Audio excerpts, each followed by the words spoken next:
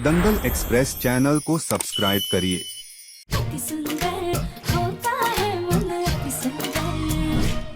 दिवाली तो मन गई, अब जल्दी से प्लानिंग कर लेते हैं। कौन सी प्लानिंग? राधिका,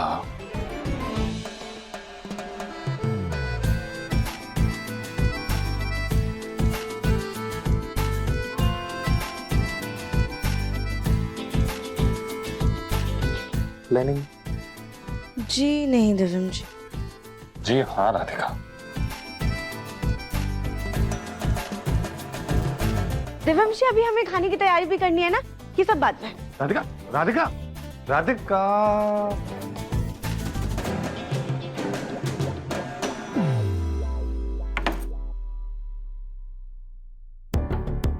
माँ, आपके लिए कमरा तैयार कर दिया है, आप आराम करिए, हम आपके लिए नाश्ता लेकर आते हैं। ये कितना मखमली है।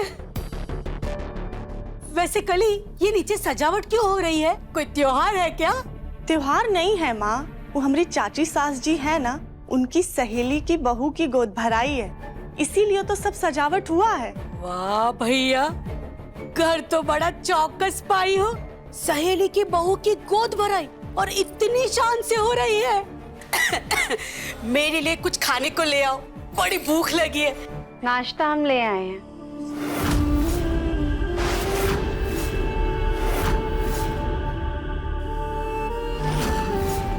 हमें पता था, इतना सफर करके आई हैं आप, भूख तो लगी ही होगी आपको। अरे देवरानी जी, आप क्यों ले आई? हम आ ही रहे थे लेने। कली भाभी, नाश्ता आप लेकर आए या हम, बात तो एक ही है ना। और वैसे भी आपकी मम्मी इतने दिनों बाद आई हैं, तो आप उनके साथ समय बिताइए, ये सब हम देख लेंगे। तुम कितनी प्यारी हो। राधिका बेटा, एक गिलास चाय मिल जाती ना तो बड़ा मजा आ जाता। ठीक है आंटी जी, हम अभी लेकर आए।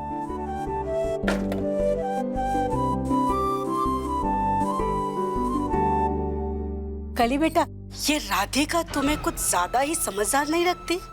लगने की क्या बात है, हमारी देवरानी जी हैं ही समझदार। और तू ज्यादा ही बोली।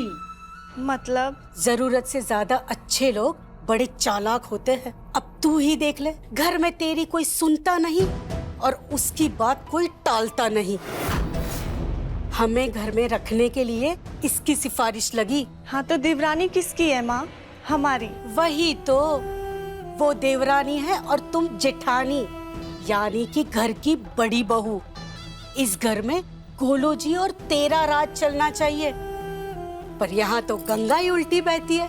ये सही नहीं है बेटा, वक्त रहते समझ जा, वरना बाद में पछताना ना पड़े। माँ, आप ज्यादा दिमाग मत चलाओ, उसे आराम करने दो। चलिए बैठिए, नाश्ता करिए।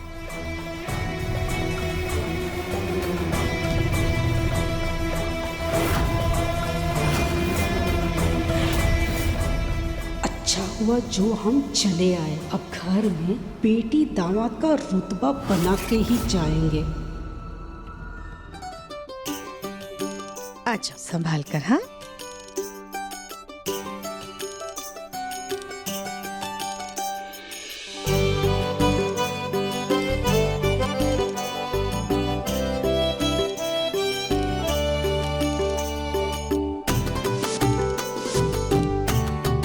Sujata, thank you so much मेरी बहू की गोद भराई की रस्म अपने घर में करने के लिए।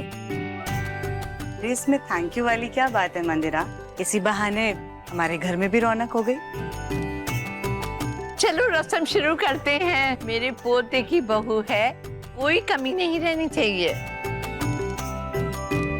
जी जी चाची जी, बिल्कुल कोई भी कमी नहीं रहेगी।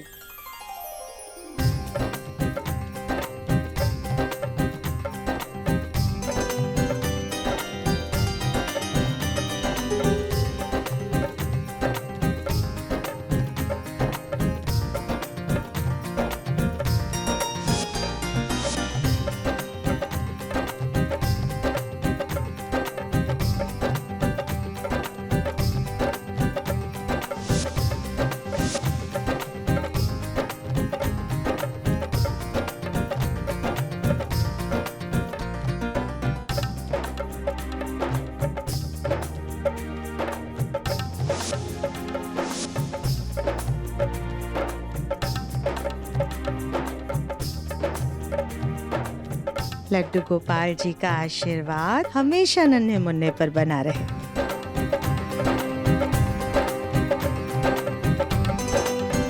आइए भाभी।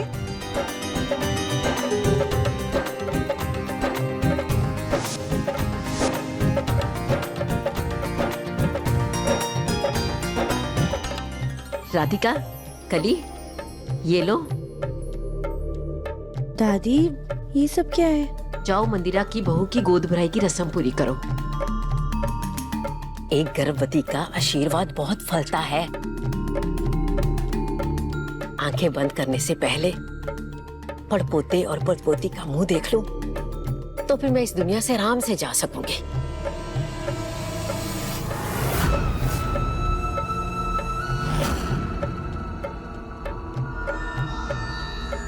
गैर की बहू के लिए इतना तामझाम। भगवान करे मेरी कली की भी गोद जल्दी भर जाए।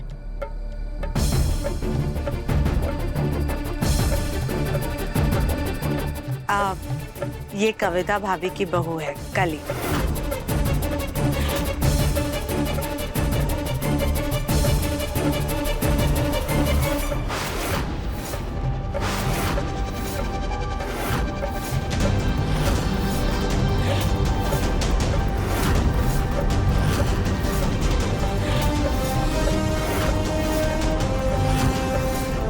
क्या हुआ माँ जी?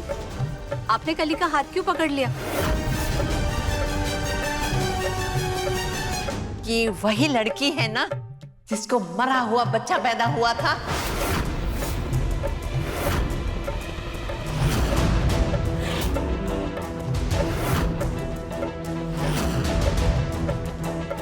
हाँ बहन जी, लेकिन उस बात का इससे क्या लेना देना? आपने तो सारी हदें पार कर दी। बच्चों से तो मुझे ज्यादा उम्मीद नहीं थी, लेकिन आप तो बुजुर्ग हैं, आपको तो सब मालूम है। जिस औरत का मरा हुआ बच्चा पैदा हुआ, उसकी परछाई अगर गर्भवती महिला पर पड़ेगी तो ये अपशगुन नहीं होगा।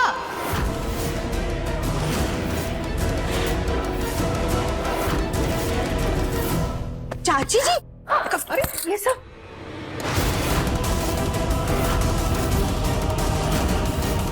दूर हटो यहाँ से, मेरी बहू के पास भी मत आना।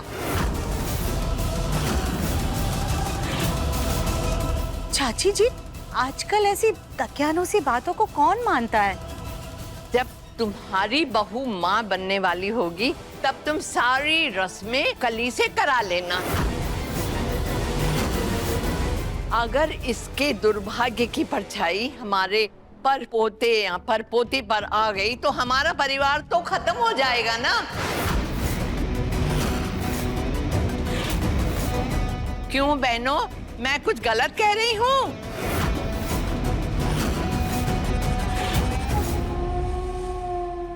नहीं नहीं, सही कह रही है आप। जैसे सुहागनों के त्योहार में विधवाओं को नहीं बुलाया जाता, वैसे ही गोद भराई में किसी बांझ या ऐसी औरत से रस्म नहीं करवाते जिसका बच्चा जीवित ही ना बचा हो।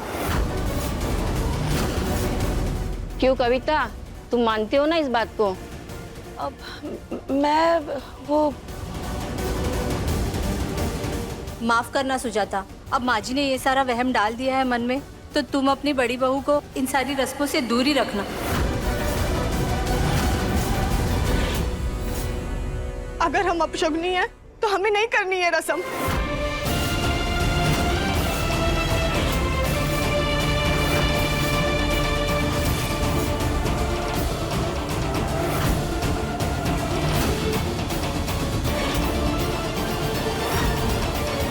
कली भाभी, आप कहीं नहीं जाएंगी।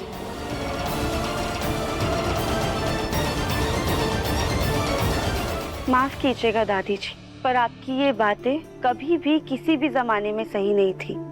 ये रूढ़िवादी सोच ही हमारे समाज और हम औरतों की सबसे बड़ी दुश्मन है। अरे आप सब तो एक माँ है, एक माँ होने का एहसास, एक गर्भवती होने का एहसास आप सबसे बेहतर और कोई नहीं जानता है। आप लोगों को खुद इस बात का एहसास होना चाहिए कि अगर कोई औरत माँ ना बन पाए या फिर उसका मिसकैरेज हो जाए तो इसमें कभी भी औरत की गलती नहीं होती है।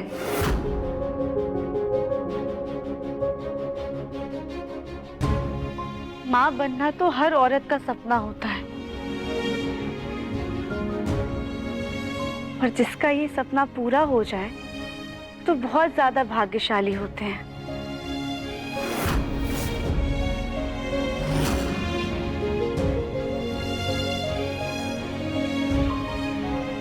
पर जिनका ये सपना पूरा नहीं हो पाता, इसका ये मतलब नहीं होता है कि वो अपशगुनी है।